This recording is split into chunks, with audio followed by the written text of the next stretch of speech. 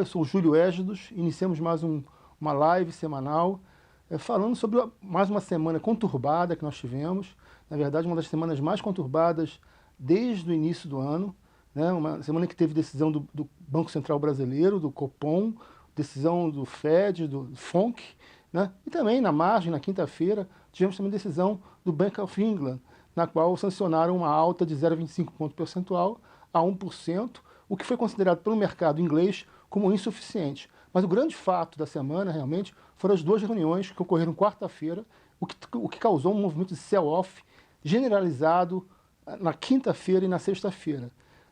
O Banco Central Brasileiro decidiu por elevar a taxa de juros em um ponto percentual, algo já precificado pelo mercado, foi a 12,75 e sinalizou um ajuste menor da taxa de juros na próxima reunião do dia 15 de junho. Isso, de uma certa forma, foi traduzido pelo mercado, foi lido pelo mercado, de que o Banco Central realmente pode parar em junho, quer dizer, adiou a parada de maio para junho, numa leitura de que não adianta fazer muita coisa em relação à inflação, com uma inflação basicamente de oferta. Falaremos sobre isso no nosso live de hoje, mas chama atenção o sell-off absoluto que ocorreu nos mercados na quinta-feira, uma sangria generalizada com as bolsas em Nova York, na Europa, no Brasil, na Ásia, caindo fortemente, né? O dólar chegando a 5,12, em alguns momentos 5,12 reais.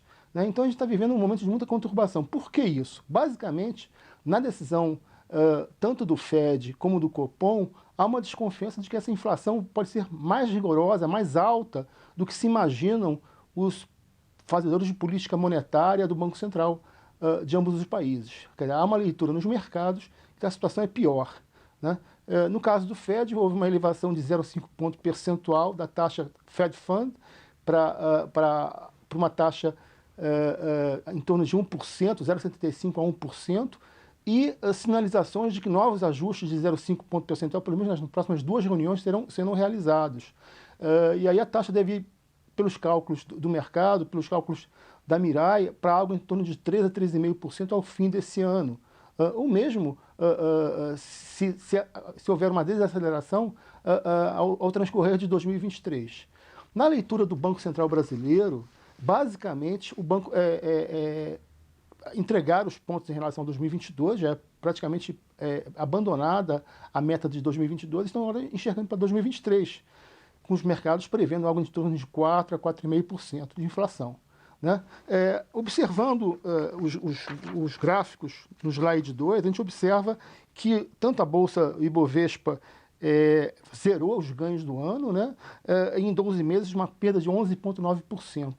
Então, realmente, perdeu muito, né? Está em torno de 105 mil pontos, o Ibovespa, com baixo volume transacionado e, muito pior do que tudo, quer dizer, uma saída forte de investidores estrangeiros que vem se reforçando a semana, dia a dia. No caso do dólar, ainda a gente tem uma valorização do real em relação ao dólar de 9% mais ou menos no ano, em 12 meses 4,3%. Mas a tendência é que, com o aperto monetário nos Estados Unidos, com o aperto do Fed, a tendência é que essa taxa de juros, essa taxa de câmbio, perdão, ela comece realmente a reverter. Então, com o tempo, pode chegar a 5,10, o dólar a 5,20, não será surpresa, porque há um flight to quality, há uma migração de investidores estrangeiros saindo do mercado brasileiro, que só estão aqui para fazer arbitragem, para fazer carry trade, e começam agora a migrar para o mercado americano. No gráfico 3, a gente reforça o clima de sell-off nos mercados. O Dow Jones caiu em 12 meses já 3,6%, quer dizer, acabou a exuberância dos mercados de ações americanos, já que os juros americanos estão aumentando muito. Então há um deslocamento do investidor para a renda fixa, para a taxa de juros, para os Treasury Bonds, que nessa semana chegaram a 3,09%, 3,10% nos T-Bonds de 10 anos. Né? Então, de fato, há realmente uma migração de investidores para a renda fixa nos Estados Unidos. Tá? O que mais sofre nesse caso, o que mais sangra nesse caso, é a Nasdaq, né? que é uma bolsa de tecnologia muito sensível a crédito, né? Muitas fintechs nesse mercado, e você observa uma queda de 21,3% no ano e em 12 meses de 9,3%. tá? Como a gente pode ver aqui nesse segundo quadro do slide 3. O que se observa também é uma certa irracionalidade dos mercados, né? Na verdade, o sentimento do investidor ele tende a ser muito mais pessimista do que o investidor, do que o sentimento da economia como um todo. Isso pode ser visto no slide 4, em que ainda não está se observando um risco, por exemplo, de recessão pelo lado das pesquisas econômicas, né? Não há um quadro de recessão, de estagflação, como o mercado sinaliza. Então, o mercado sempre tende a ser muito mais pessimista, e isso a gente pode observar nesse slide 4. Interessante também observar, agora falando do Banco Central brasileiro, que a gente tem no Brasil, basicamente, uma inflação de oferta, ou seja, uma inflação gerada por choques de oferta, petróleo em alta, commodities agrícolas em alta, no caso milho, trigo. Então a gente não tem muito o que fazer em relação à política monetária. O que o Banco Central brasileiro está tentando fazer é ancorar as expectativas e mostrar o controle da situação, elevando os juros, mesmo que não consiga derrubar a inflação. Isso parece muito claro nesse quadro do slide 5, em que você tem a taxa de juros sendo elevada desde 8 de dezembro de 2021, estava em 9,25, foi para 10,75 em fevereiro de 02, ou seja, em fevereiro de 2022, no dia 2 de fevereiro, foi a 11,75 em março, em maio agora foi a 12,75, e a trajetória da inflação sempre em alta, 4,7% em dezembro, 5,4% em fevereiro, 7,1% em março e em maio, 7,9%. E a gente projeta a inflação para esse ano em algo em torno de 8,5%. Boa parte dessa inflação gerada pelos ajustes de gasolina, dos derivados de combustível, pelos choques de oferta. Então, pouco pode fazer o Banco Central em relação a isso.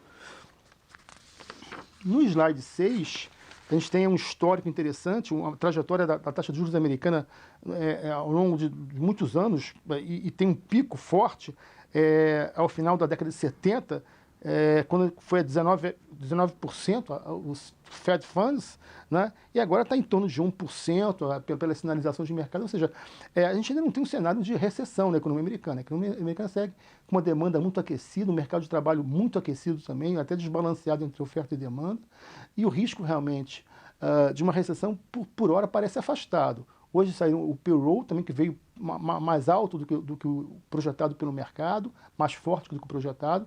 Então, a economia americana segue rodando num bom ritmo, né? E a gente não consegue enxergar também uma taxa de juros tão elevada a ponto de gerar uma recessão na economia de lá. No slide 7, a gente chega também a uma conclusão interessante. Quer dizer, a crítica dos mercados e os sell-offs que a gente observou nessa semana vem muito da questão do atraso do Banco Central americano, do Fed, em relação à política de juros para tentar combater a inflação. Então a gente observa aqui uma inflação que é ascendente, e você vê um atraso na curva dos Treasury Bonds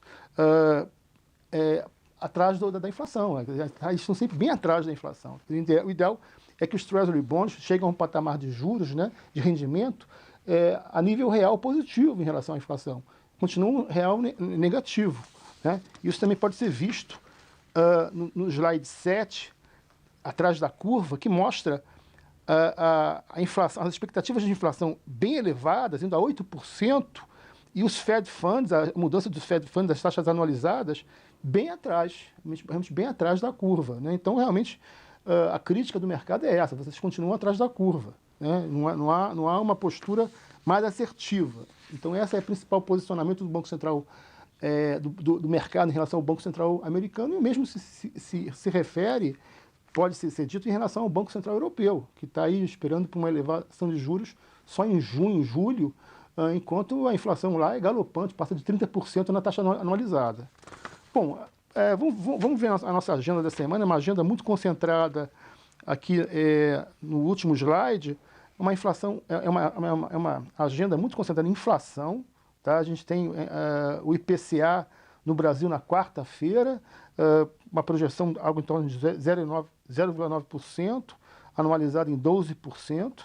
A gente tem também os CPIs nos Estados Unidos na quarta-feira, e o PPI na quinta-feira, né? E a gente tem também a inflação da zona do euro também, que deve vir mais elevada. Então, há um cenário preocupante em relação à inflação no mundo, e essa semana vai ser carregada de indicadores de inflação, né? Então, no caso do Brasil, a gente tem o IPCA, como dito, na quarta-feira, já dito a projeção, o IPC da FIPE na primeira quadricemana, e o IGPM também na primeira prévia, né? Temos os dados de varejo, de vendas de varejo na terça-feira, né? E o GPDI também sendo divulgado também nessa semana.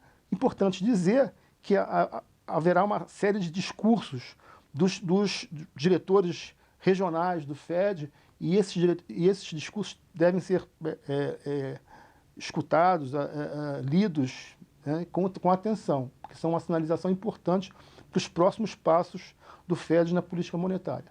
Bom, é isso, mais uma semana tensa, e realmente o combate à inflação, dada a guerra, dada a trajetória das commodities, dado os lockdowns na China, é o principal ponto de preocupação dos mercados nesse momento. Um abraço a todos, bom fim de semana.